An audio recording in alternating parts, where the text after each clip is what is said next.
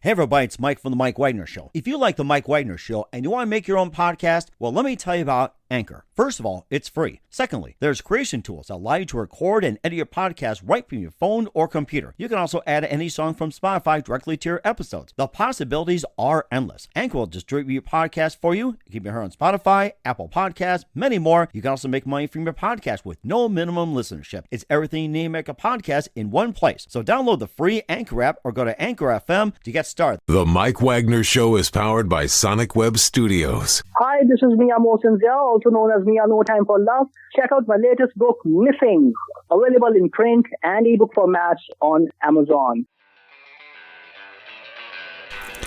It's now time for the Mike Wagner Show, powered by Sonic Web Studios. Visit online at sonicwebstudios.com for all your needs.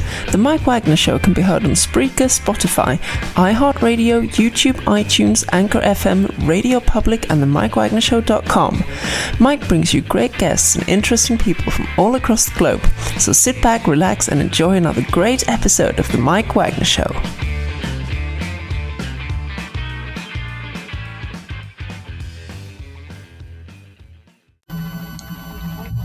Hey everybody, it's Mike from The Mike Wagner Show, powered by Sonic Web Studios. Visit online at sonicwebstudios.com for all your needs. Looking at a professional website without breaking your budget? Sonic Web Studios is the answer. Sonic Web Studios offers fast, affordable custom web designs at below the competition rate. Call today, 1-800-303-3960. That's 1-800-303-3960. Or email to support@sonicwebstudios.com. Mention the Mike Wagner Show, get 20% off your first project. Sonic Web Studios, take your image to the next level. Also, time to give official shout out to our official sponsor of the Mike Wagner Show, international warring author Mia Mosensia. If you love fast-paced mysteries, you'll love Missing by Mia Mosensia, available on Amazon in paperback and ebook. Missing is fast-paced and intriguing with an unforgettable twist. Takes place in 4 countries, 2 strangers, 1 target, where truth is illusion and those you love will be the first to go missing. It's available on Amazon in paperback and ebook. Missing by Mia Mosensia has garnered great reviews and even loved and endorsed by Howard celebrities, including John Cassidy, Forbes Riley, and Ellis. So grab your copy today for Goes Missing by Mia Mosensia, available on Amazon. Also, check out The Mike Wagner Show at themikewagnershow.com on 30 podcast platforms, including Facebook, SoundCloud, Spreaker, Spotify, and iHeartRadio. Also, Anchor FM, iTunes, Google Play, Amazon, Audible, Apple Music, and more. Take The Mike Wagner Show with you on any mobile device. Subscribe to The Mike Wagner Show on the YouTube channel. Follow The Mike Wagner Show on Instagram and Twitter today. And for great gift ideas, go to Amazon.com and check out the Mike Wagner Show podcast. T-shirts, pop sockets, throw pillows, tote bags, hoodies. Makes great gifts 24/7. Amazon.com. Check out the Mike Wagner Show podcast. And for more great gift ideas, go to Amazon.com/Mia Mosensia for great books like Missing, Blunts and Wrinkles. Also T-shirts, pop sockets, hoodies, phone cases, and more. Amazon.com/Mia Mosensia. Check it out today. Also support the Mike Wagner Show on Anchor FM, PayPal, MikeWagner.com. And make sure you buy me a coffee at buymeacoffee.com at the Mike Wagner Show, and make sure you do so today. We're here with a terrific 2 of the members in the studio, and the third will be joining us later as well too. And they formed a new project to bring the original music of Sounds Gone By analog to today's generation. We'll talk about that. And they partner with producers. Let's get to our people first. We have a songwriter and vocalist from New York City who lived through the 60s, and we also have a lady who toured for 25 years around the globe, 30-plus countries, performed as Lisa Prout at the New York Metropolitan Orchestra, and also in Beirut, Germany. And our guest and our next one will be coming in as well, too. Is a bassist and multi-instrumentalist, and worked with a number of people, including Nile Rodgers, Kim Sozi, Bo Diddley, and more. And, of course, we've got the leader who also worked along those same lines as well, too, a celebrated session musician, bodyguard, and more. And live, ladies and gentlemen, from the Plus Studios and Smash Studios in beautiful downtown Manhattan, part of New York City, where Roger Waters had ventured these studios. And, ladies and gentlemen, we've got the amazing trio of John Gitano and Adrian Duggar of the American Relics. Guys, good morning, good afternoon, good evening. Thanks for joining us today. Hi, Mike. How are you? Hello. It's great to have you guys. And checked out your amazing music. And you also got a new album called The Eyes of 1969, which features a title track. We'll be talking about that. And you guys formed a new project to bring original music of Sounds Gone By to today's generation, which is an analog and more. And John, you're a songwriter, vocalist from New York City who lived through the 60s. And you also worked with a number of people as well too. You are associated with Nile Rodgers Management. You're also associated with Neil Bogart, Gene Simmons of Kiss, and Casablanca Records, and a lot more. And Adrian, you toured for 25 plus years, and you've been around the globe in 30 plus countries as lead soprano at the New York Metropolitan Opera, Beirut, Germany, and more. And Nelson Montana will be joining us later. He's a bassist and multi-instrumentalist who's worked with Nile Rodgers, Kim Sozi, Bo Diddley, Chuck Berry, and more. And just a lot of great stuff. And he's also featured in the book. And before we get to your works as well, too, guys, tell us how you first got started. Well, I left music for a period of time and expected something to be, if to use the word, replace what I went through as an adolescent, and was waiting and realized that stockpiling the material that I did that was influenced from that time, I didn't want to never do anything with it. So having left the industry, I got together some of the best musicians that I knew and decided that it was time, post-pandemic, especially, this started during the pandemic, but post-pandemic especially, to put this all together, record, and to bring back that sound of which when I speak to so many older people, they all say similarly what we say also, that there seems to be a void. And the void is that there's that analog and the melodic and the production that just we don't see in today's music. I'm not saying there isn't good music around. There is good music around. But we lived through something very, very special, and the time just seemed to be, again, right for this, to bring something to the table, especially with musicians that all were concurring with the same mindset that I had had. Mm-hmm. And Adrian, tell us how you first got started as well, too. So. Well, opera and classical music generally, we're all analog, we're all fingers on the instruments and so on like that. And I had a sort of a turning point in my life, sort of like COVID brought a turning point to the planet right now. I had a turning point, and in a way, it was really good. The opera world gets sort of accused of being the museum keepers for this music. And I can see that there are some people who might even say that about vintage rock and roll. And I think that there's a big, big difference between being a museum keeper and being somebody who's holding the space, opening the choices, maintaining as much freedom as possible for people to have all the choices in the world to listen to what speaks to them in a particular moment. We've all had a favorite album, and you go back and listen to it 10 years later and go, yeah, I was in a bad head when I was listening to that, So, it's been very, very eye-opening for me, Opera, everything's already written down. And in going in the studio, watching these guys orchestrate something right there and going, and it's always in the pocket. That's the benefit of working with someone like John or someone like Nelson, who's been around, who's heard, who's done, who's seen, and they really have this encyclopedia in their ear and in their brain, and they just go right to it. It's very, very impressive, Mm-hmm. I don't know if that was an answer, but John, I think you probably had an answer to it as well. So, the question again, Mike. My apologies. No. It was just simply you agreed as well too. And what was that one precise moment that simply influenced you guys into what you're doing, your careers, and everything like that? I think that going over some of the old material that I had, some of it written as I sent you something, even in the late 60s, and then I archived, and then waking up one day and playing the song and realizing that a lot of the vintage music is timeless. It is some of classic and retro rock can be played today in the right framework and still be as popular as it was then. Unfortunately, it's not pushed by the industry as much as it was, nowhere near as much as it was at the time. But I think that there was a light bulb that went on in my head. And I had said that, if I'm going to do this again with this stockpiling of at least 150 songs that I've written, it's going to be now.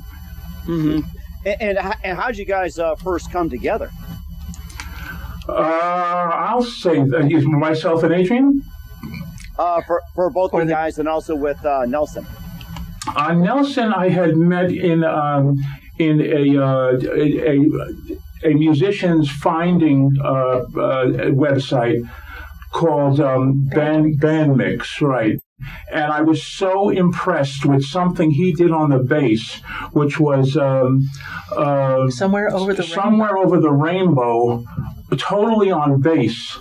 And he used every different style and every rhythmic pattern and everything that on a bass you couldn't do, it seems. And I says, I have to call this guy, and I did. And then I found out not only he's a good songwriter, but he's a nice person. And we started collaborating. We're writing a lot of different material right now. I sent you one, which I'm very proud of, that I Need You Home, and so many other things that we're doing, and it just seems for the American Relics, it just seemed to gel. TheAmericanRelics.com, by the way. And then go ahead with you, Adrian. Just tell us about your story as well, and also let's get to a part about who are some of your favorite artists, singers, and songwriters and musicians growing up. Well, John and I actually met. We met online. Not necessarily for the purposes of music making, but nevertheless, that's sort of where it gravitated to, because you can't have musicians without music coming out. You know, John oozes music, and to the point that we'll be hanging out, or he'll be driving me someplace in the car, and he'll just be writing something as we go along, singing the narrative of the drive to the grocery store, whatever, right? So that's the degree to which these guys are just steeped in an atmosphere of music. And John has another bandmate, not here with us in the studio to talk today, but Ian Zane, that you guys have known each other, went to high school together. To high school, right? I met him on a junior high school. I was coming home from junior high school, and I liked his shirt. I told my mother, I want that shirt. She goes, first you want to be a Beatle, now you want to be a cowboy, because he had that type of shirt on. And he played with the New Riders of the Purple Sage also on the East Coast, was their tour bass player too. But everybody has something to, the American Relics, everybody has something to bring, and there are different songwriters and different styles. It is all, to me, the best of what was. We tried to emulate and bring those styles back in a modern sense. Mm-hmm. And who are some of your favorite artists, singers, and songwriters and musicians growing up, guys? So one of you can go ahead and start. Adrian or John? Go ahead, yeah. Well, I had... I'm fortunate my folks are still around, and they're in their 90s. So when they were growing up, they were taught classical music in school. And so it wasn't a strange thing at all for them to have both influences going simultaneously, the pop stuff that was being played on the radio and the classical stuff that was still showing up in movies with different words, you know, Tonight We Love and that sort of stuff, right? So that's the sort of household I grew up in. My dad used to love to blast Beethoven when he was in that frame of mind, and when he wasn't, my sister and I had transistors. So, you know, I was around listening to, I remember when Sgt. Pepper came out. So, of course, you got to love the Beatles. And there were some other sort of swoony singers that as young females, you know, with the fan mags we listened to and stuff like that. But I'm trying to think if anybody in particular jumps out. I mean, John has been playing me some Paul Revere and the Raiders. Mm-hmm. Oh my! A really great group. Yes, I love Paul Revere and the Raiders. Right? Mm. And, you know, as for a young girl, it's like, oh, they're just the cutest, swooniest things, you know. And I can remember cousins, we would sit around and watch American Bandstand in black and white on the weekend and practice the dances in our pajamas and, you know. Yeah. I think what is also missing from days gone by, Mike, is I'm sure you've heard this also in your podcast, is that when there was vinyl, say, and it doesn't necessarily have to be vinyl, it could be just something physical. Nowadays, we don't own anything. We're beholden to the internet to either turn us on or off if we paid a subscription. And I used to look so forward to, say, the Beatles' White Album and opening it up and seeing if you're old enough, you remember the book in there and the pictures. Yes, I remember. Oh my God, that was so exciting. And that, I feel so bad for the generation now, because they don't have that ownership feel that they can go to it and play it on one of their own devices in their house. They don't have to listen to anybody saying that they paid or they didn't pay. Is my signal working? Do I have the internet? The capacity, and that's something that I think is very, very much missed, as is evidenced by the surge in vinyl sales right now.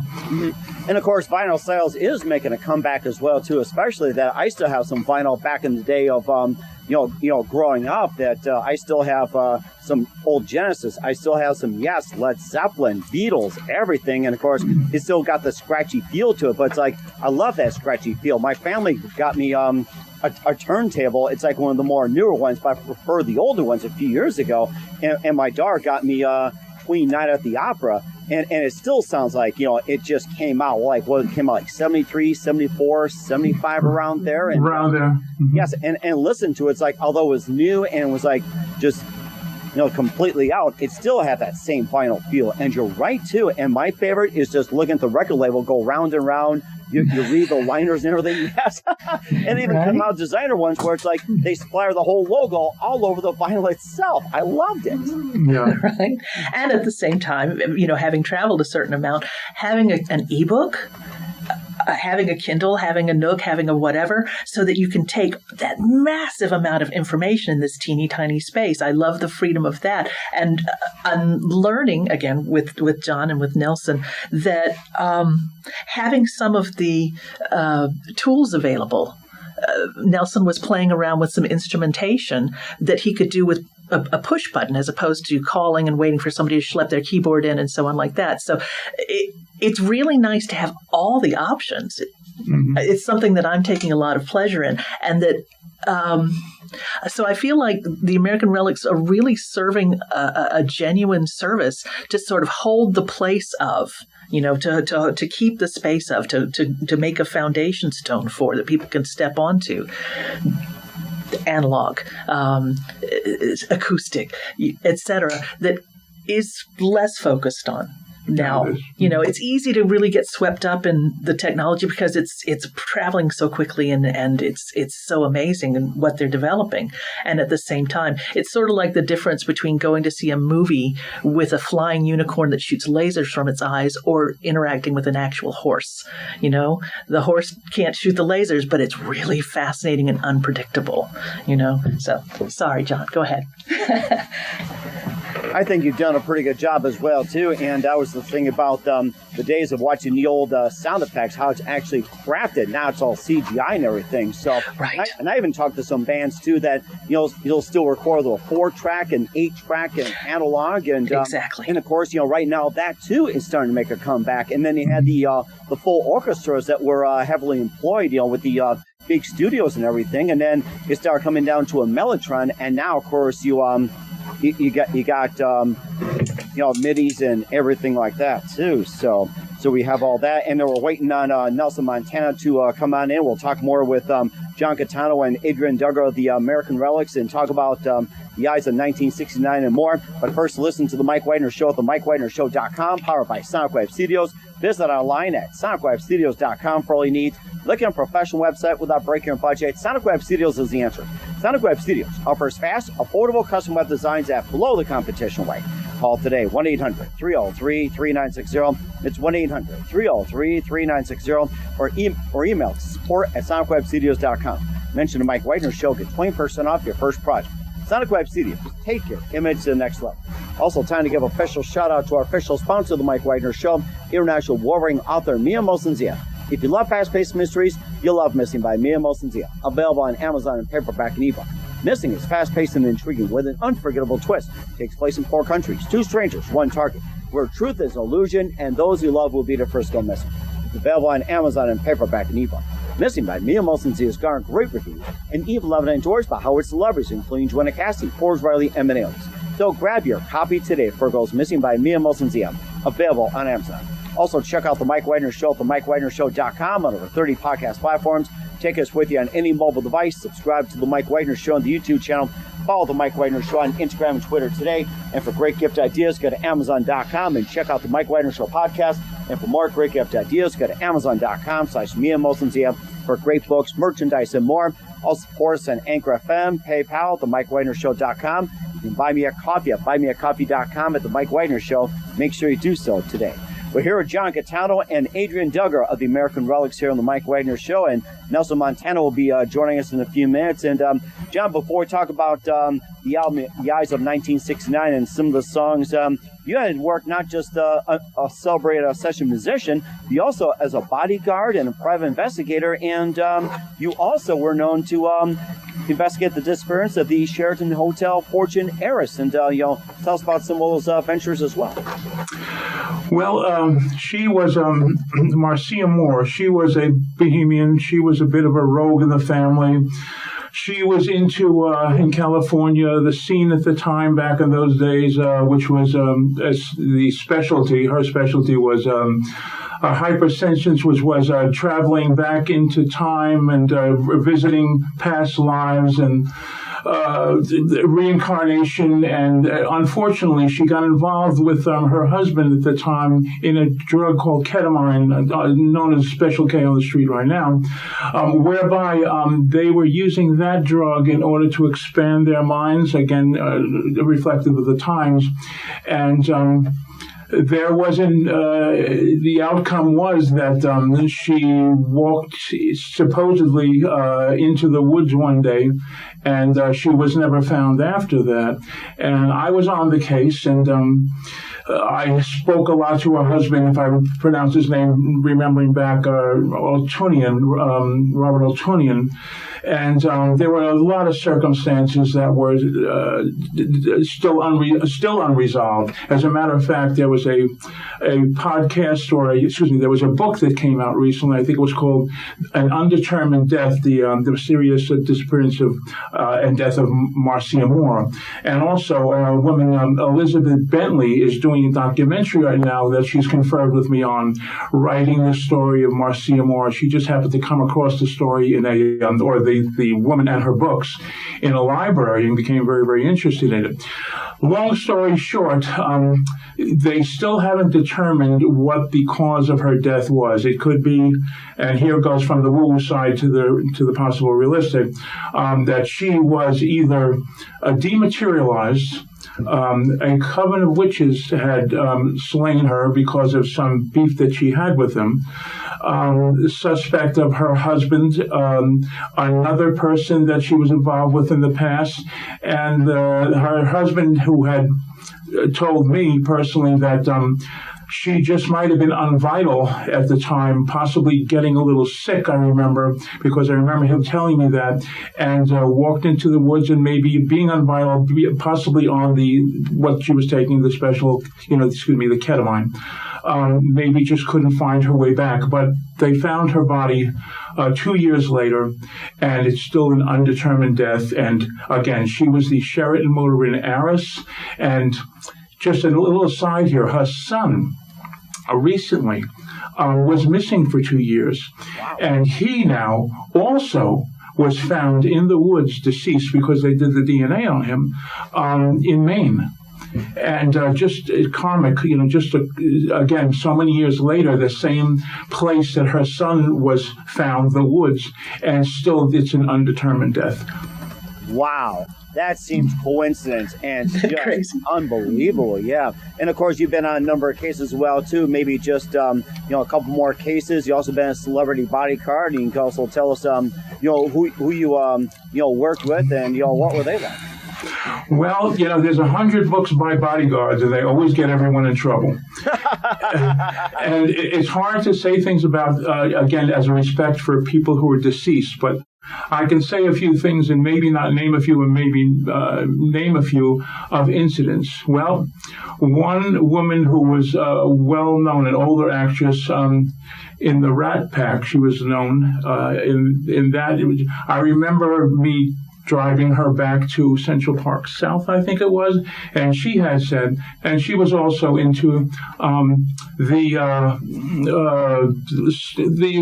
what's the word, the paranormal also, and also a naturalist, if I remember correctly, and she wanted to walk from my car limousine to her hotel through Central Park at night.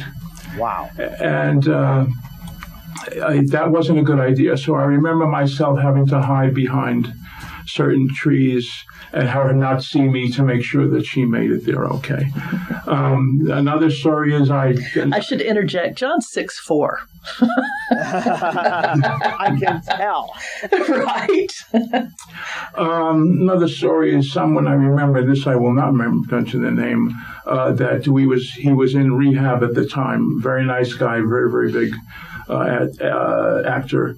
And we made a turn to a place that put him off that, is it off the wagon or on the wagon? Falling off the wagon. Yeah, there you go. And many stories like that, but it's hard for me to really say names here. But there are many, many stories, names, because it just, it never seems to work out right when you say something at the end of the day. It doesn't.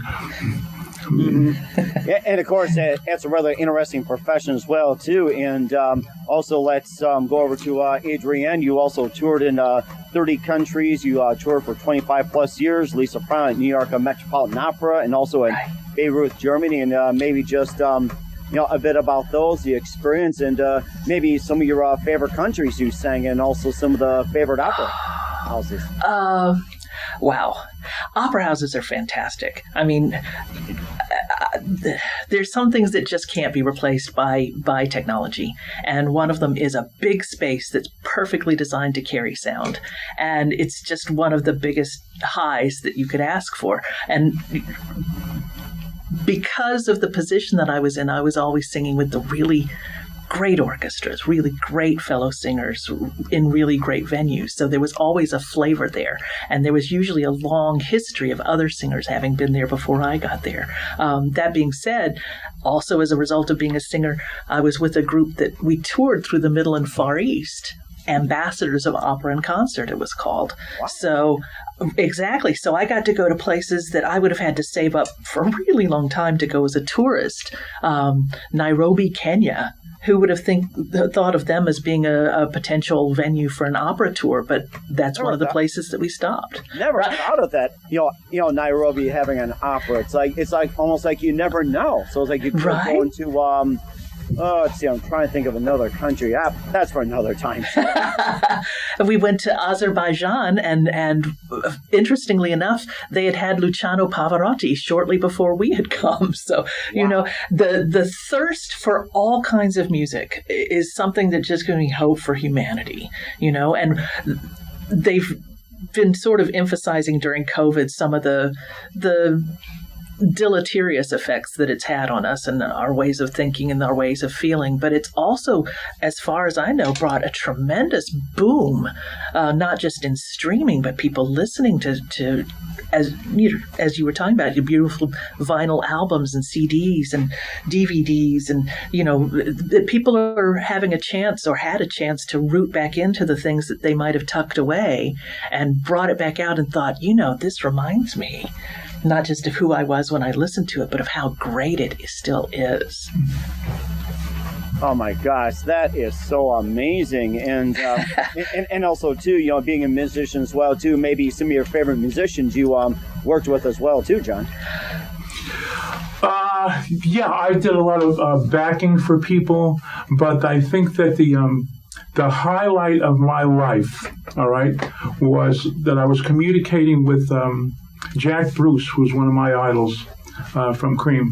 And he invited me to a show, and I got to speak to him for a while. And I asked him all the questions I wanted to ask about Cream, and he made me realize, let me see if I can put it in the right words, he made me realize my own musical importance, and also that I still had something to give. In other words, what I was here for. I think if I didn't meet him at the time, I was going in another direction at the time, but meeting him and him having some words with me and being, again, one of my idols, it made me realize that no matter that you can take the music from the musician, but you can never really take it out of the musician. That's for sure. Mm-hmm. And that's very true as well. And Adrian, we're going to say something. Well, just John has a great story on the website, theamericanrelics.com. Check it out. Not only is it an amazing website, but it's a priceless story. It's about Jack. My conversation with Jack Bruce that night, and something that occurred, which is a bit funny, and it's a precious moment in my life.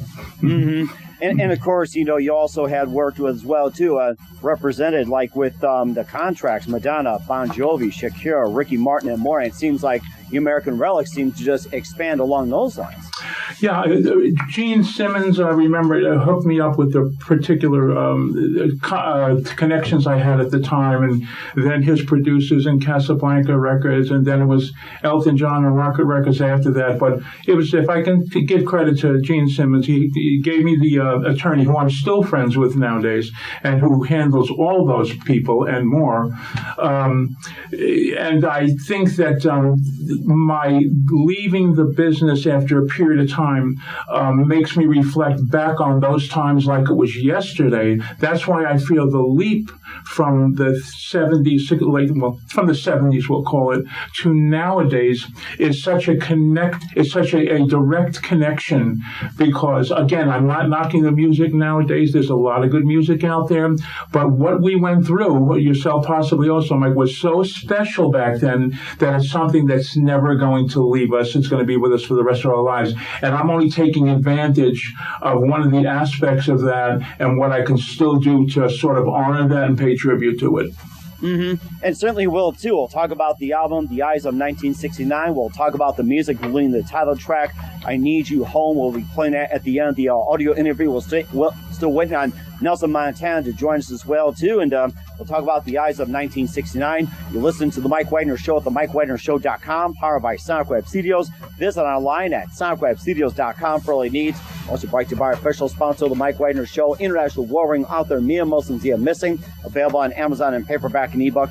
We'll be back with John Gitano and Adrian Duggar of the American Relics. Nelson Montana will be joining us after this time out. The Mike Wagner Show is powered by Sonic Web Studios. If you're looking to start or upgrade your online presence, visit www.sonicwebstudios.com for all of your online needs. Call 1-800-303-3960 or visit us online at www.sonicwebstudios.com to get started today. Mention the Mike Wagner Show and get 20% off your project. Sonic Web Studios. Take your image to the next level. Hey everybody, my name is Forbes Riley, and I'm an American actress and a TV host. And I was delighted when I got my copy of Missing, which is Extraordinary Relation of Ordinary People based on a real life relationship.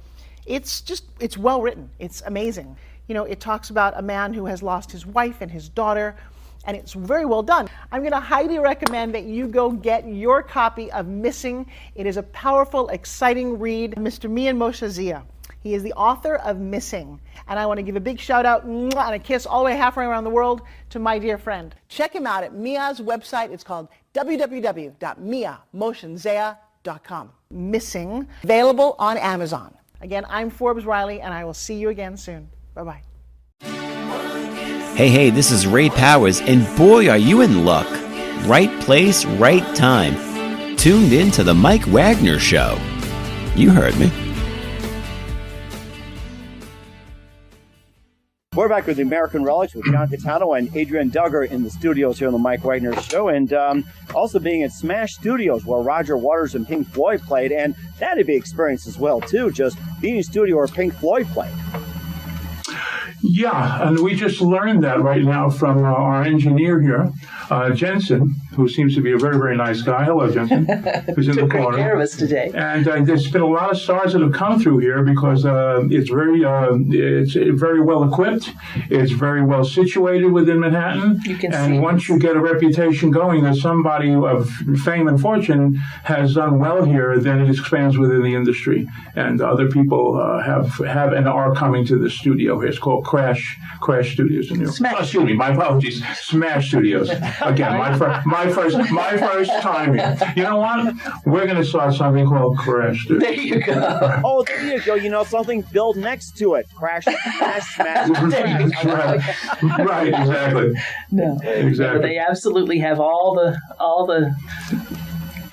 support systems that you would want. Right. Yeah, yeah, they're very, very nice. And of course, jumping over to the Eyes of 1969. Once again, tell us about the album. You got the title track. You got Just Before She Goes, Let's Get Lost, Rachel, The Good Always Come Through, Blue Dream, and Things Will Never Be. And we'll be playing one of the tracks, I Need You Home, at the end of the audio interview. So for those who want to listen to the song I Need You Home, jump over to the audio version of Mike Wagner's show and check that. And tell us once again more about the album in detail, and also some of the songs you wrote. The title track, Just Before She Goes, Let's Get Lost, and more. So feel free to talk about the album, guys, and jump in whenever you feel like it, guys. Yeah, The Eyes of 1969 is the title track of our first album. And the title track is about, living my life, and it's 2 generations removed now almost from those times. I see young people, and I notice young females also. And there's a certain quality during those times that is so special that young girls had. And it was curiosity and, quote, revolution, not in a violent sense, but a, quote, a new way of looking at life. And I have seen through my travels as a bouncer and as a this and that, some of these girls, and they remind me so much of the young girls from those days. And the song is about a gentleman, not necessarily myself, who sees one of these girls and says, "You have the same eyes as the girls back then." And it's still a place, one of the lines of the chorus, it's still a place in my heart to see that girl with those eyes, and how timeless it is, or by generation to generation to generation, that quality still remains in certain young girls. And that's something that I picked on, I saw, and I wrote a song about. If I can just go on to 1 or 2 other songs without delay. Yes. Go ahead, feel free. And Adrian, if you want to jump in, that's fine too. So, Just Before She Goes, the George Harrison influence, the Beatles influence. We have a very kaleidoscope video to it on YouTube. It has that as you have to see very, very ethereal quality to it, and I wanted to try to capture that also from those times that I heard in certain Beatle records, certain George Harrison after that when he did the triple album. And I think that we sort of pretty much picked up and did a fairly good job on that. Again, we'll be doing all types of genres and eras in the future. But for right now, the first one, reflective of the Eyes of 1969, there was a bit of that music going on in my mind in order to be created that brought me to the idea and the title of The Eyes of 1969. Mm-hmm. And it sounds like it's a big project. We've done with reviews and revivals of the generation past, but going 2, 3, that'd be a big challenge. You guys did a great job of recapturing the 60s generation and bringing it to today's generation. It's an amazing job you did. It wasn't easy, because you have to stand up and measure up to what was. And if I could just sidetrack a little bit to one of your favorite, I was just listening to, didn't realize it at the time just how good they actually were, but just say, I'm going to take one group. I can name half an hour worth of groups here, but Mark Lindsay and Paul Revere, the Raiders, I was listening to his vocals, and I was listening to the soulful, the rock soul that he had in his voice over such great melodies, and the production by I forgot who the producer was at the time, but it was so reflective of what was going on in California at the time. But then I had seen an interview with him recently, a recorded interview, and he said when the Beatles came in, he said it was just so hard to continue what you were doing because they changed everything. And even he tried to change in another direction then. And it wasn't, I don't remember what he was saying as far as the quality of it or if he was happy with it. I don't remember. So I don't want to put words in, there's no words that I don't want to quote him. But it seems like after the Beatles changed everything back in those days, him and maybe 30 other groups that were trying, including trying to think of who at the time. Well, I'm just saying, like even the Beach Boys, like what do we do now? I'll go back to the California groups. What do we do now if the Beatles came in? At one time, like you remember, if you do remember, the Beatles had the top 5 singles on the Billboard charts, from 1, 2, 3, 4, and 5. How do you compete with that when you're still doing kicks and songs like that? It's very, very hard. So what I'm saying is that I listen to my point is I listen to old groups now, and I might have been a little too young to really appreciate just how good they were. But there's a lot of musicians like myself, older musicians, that say, man, I can understand now just how difficult, how innovative, how creative it was what they were doing, and how different. Nobody had done it yet. And you can listen to it. It still stands up 40, 50 years later. It's amazing. Mm-hmm. And it does as well, too. They say Sgt. Pepper's pretty much changed the whole production aspect, and the Beach Boys tried with pet sounds, and then you also had a few others, and also the British sound as well, too, really changed everything. It was just the Beatles, but it was just part of the British invasion with the British sound that just, really, really, really just overtook everything. And getting back to Paul Revere and the Raiders, I was going to mention, the reason why I said that and gave the thumbs up is because I was growing up in Racine, and we lived in a duplex, and the neighbors, had this quadraphonic stereo. Of course, the big thing was quadraphonic, the hot thing with those flashing lights and everything in different colors, and they were blasting Paul Revere and the Raiders, and it was just coming through our thin walls, and nobody come over and say, "We gotta turn that damn thing down." But we're like, knock on the door, turn it up, we love it. I remember that, just going through those thin walls in the townhome. It's like, we love this stuff. Exactly. Oh my gosh! So right. And then we're waiting on Nelson Montana to join as well, too, here on the Mike Wagner Show. And we're here with John Gitano and Adrian Duggar. And, of course, we'll be playing the song I Need You Home. And maybe just tell us a bit about that before we play a song at the end of the interview. If there's any other songs you want to add, feel free to do so. The story behind that song is quite reflective of what happens to a lot of musicians like myself. Co-writing it in the late 60s, I don't remember what it was. We were still an adolescent, and we were just learning how to play then, but good. And just shelved that song for so many years and would play it once in a while every 10 years. And then I said, let me look up my old friend, all right? And I played the song again, and I said, this song can hold up. This song is timeless. This song is a classic, I believe. And so we reconnected over the phone so far, or after 40 plus years. Mm-hmm. And reflected and talked about those times and the song, and that I was doing it, and that he was so appreciative that, that again, someone else like myself is taking interest, in what we had done together so many years later, because life is short, Mike, it is.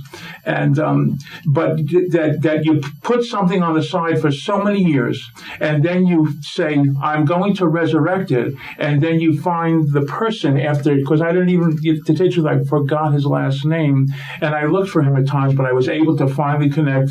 God bless the internet. And I did. And now we're talking about this. We did this song. And there's a new camaraderie and relationship, friendship that I have with people from my past, which is always very, very exciting and very, very nostalgic. That sounds very nostalgic and very amazing. Where can we find The Eyes of 1969 and all your other works at? Yeah, right now we've released The Eyes of 1969. It's at all the stores. It's in iTunes. It's in Spotify. I think there's about 40 songs it's in. We didn't do the second release yet with I Need You Home. That's a preview for your broadcast here. But we've completed a second album, untitled just yet, because that would be important. And it is reflective, again, of not only songs from there, but possibly a little further forward, and contributed by different musicians. And I think that if I go along this path, I think that we're going to do something very, very nice with the American Relics going along these lines. We certainly would check that out. Once again, with John Gitano and Adrian Duggar of the American Relics here on the Mike Wagner Show. Just a few more minutes. You guys have been absolutely fantastic. And what else can we expect from you guys in 2022 and beyond, besides with the follow-up?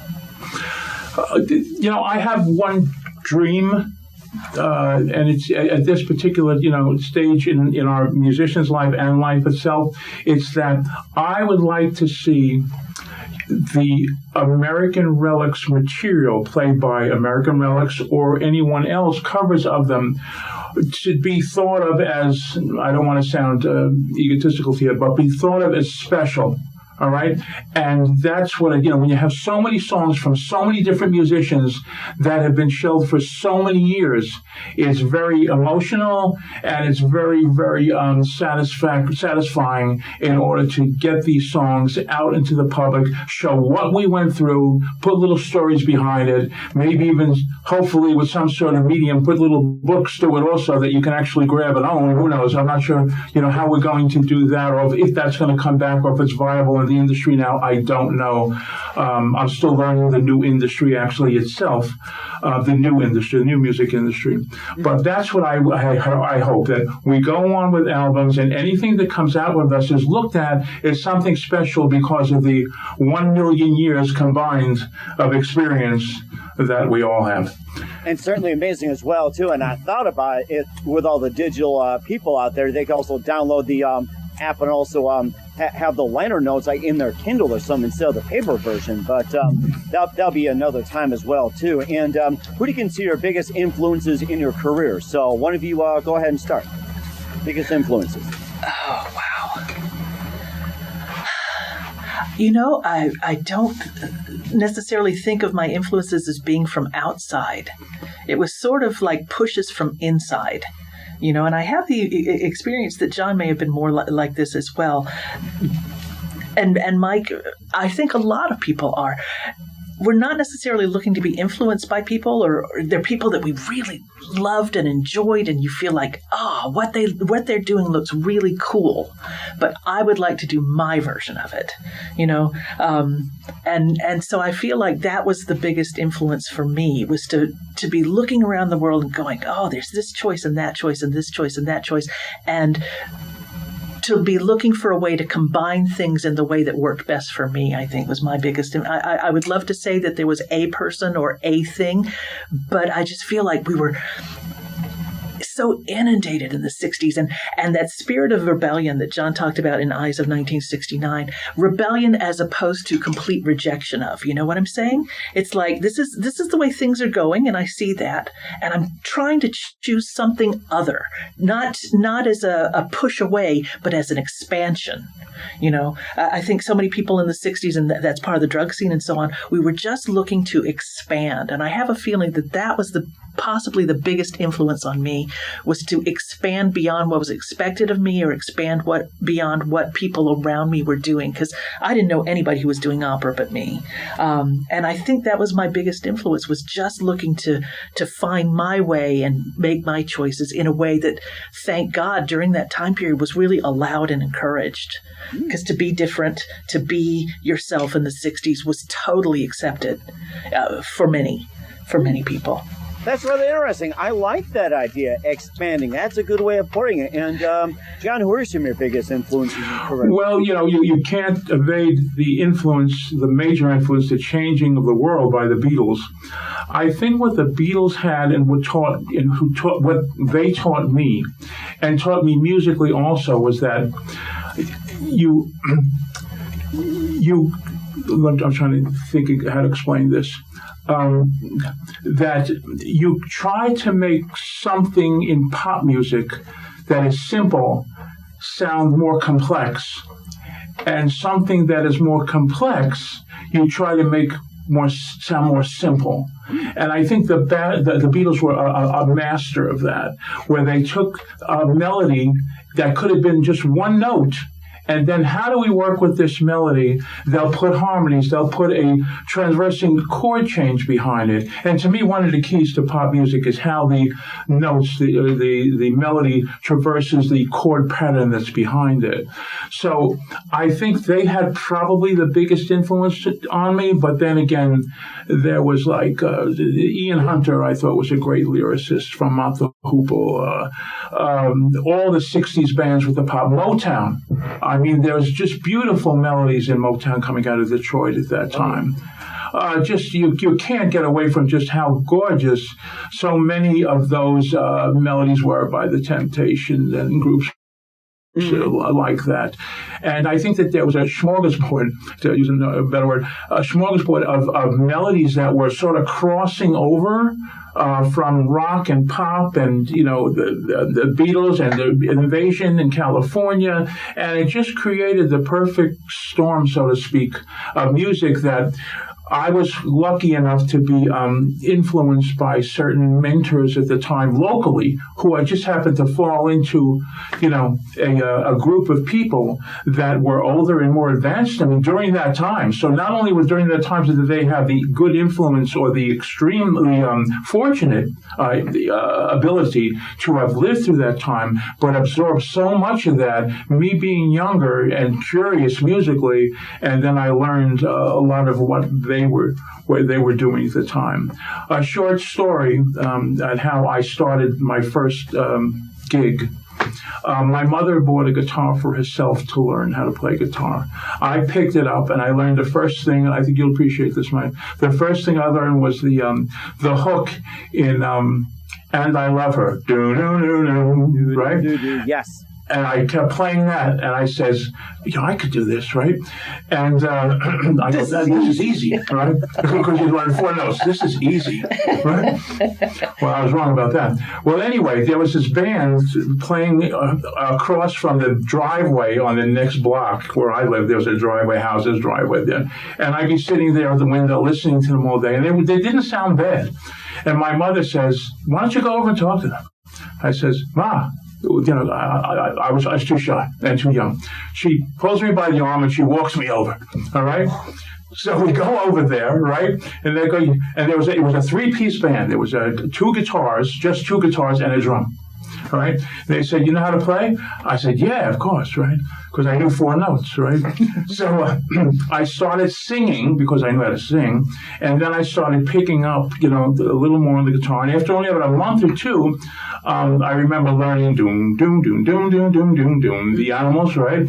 Yeah. And doom, doom, doom, doom, doom, doom, doom, doom, doom, doom, doom, that was the Doors, right? Hello, I Love You. And we got those songs down. And I wouldn't say I was great, but I was progressing pretty fast. Well, we did a gig, a Battle of the Bands, which they had so many of them in those days. And P.S., we won. And that was it for me. I was hooked after that. Wow, that was something. I love it. And what's the best advice you guys can give to anybody at this point?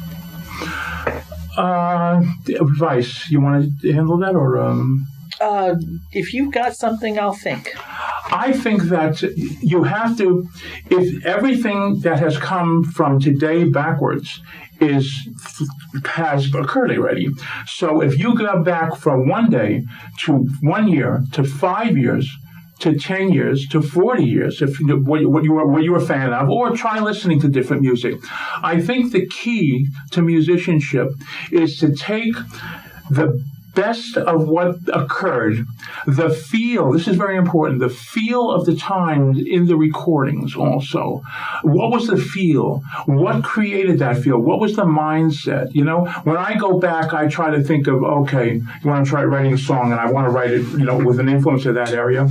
How did I feel walking down the street? How did I feel with maybe my first girlfriend? How did I feel with the overall feel about the feel of the times, which there was something in the air back then, and I don't know what it was, excuse me. And I know it wasn't chemical for me, but for a lot of people it was. But there was a feel at the times. Capture the feel.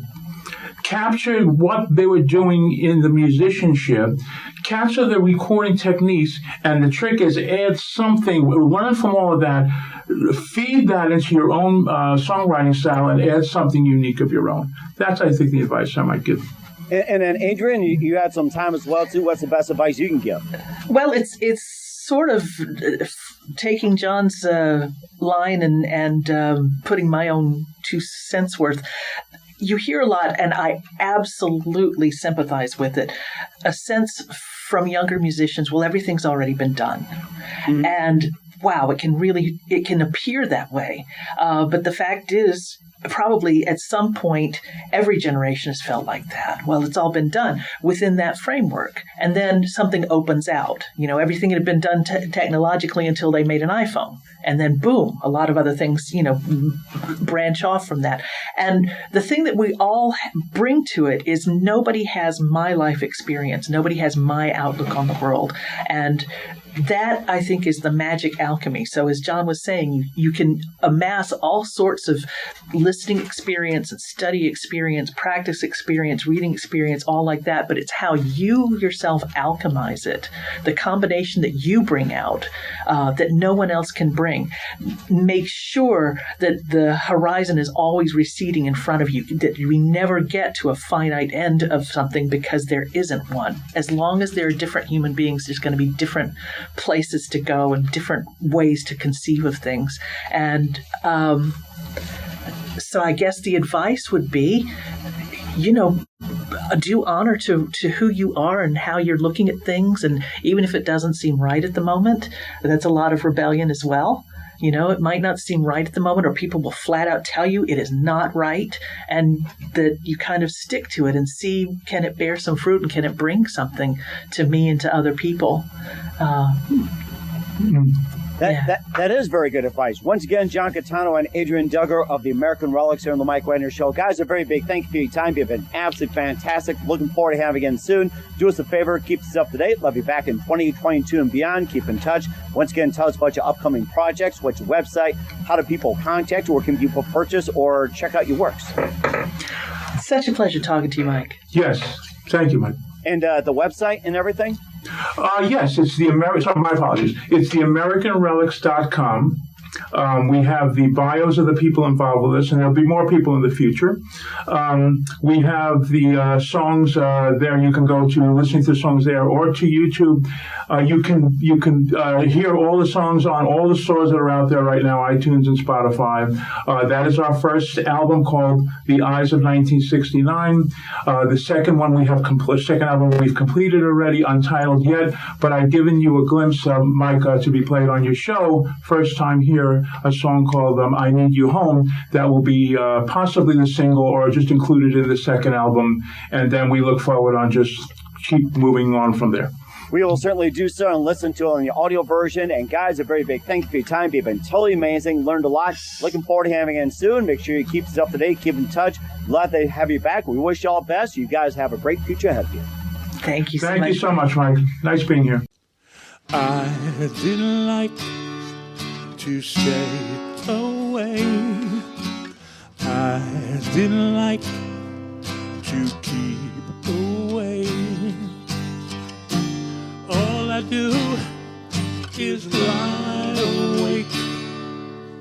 I couldn't sleep with things so wrong. I couldn't sleep, the day's too long. All I do is think of you. I need you home. I need you home. Scars in life, an endless dream. Broken hearts and faded dreams. You think it's gonna end, it just repeats it all again.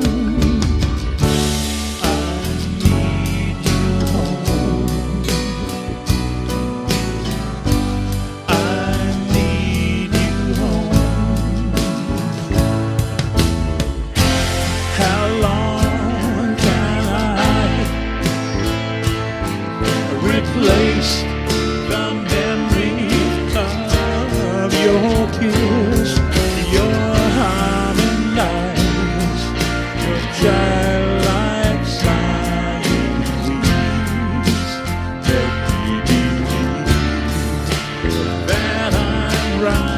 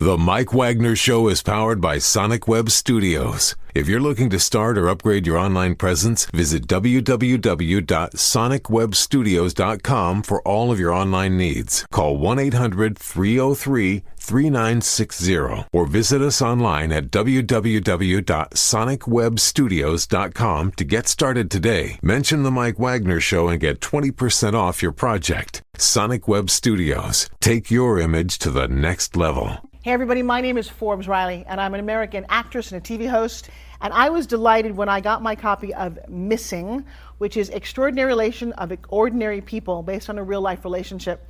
It's well written. It's amazing.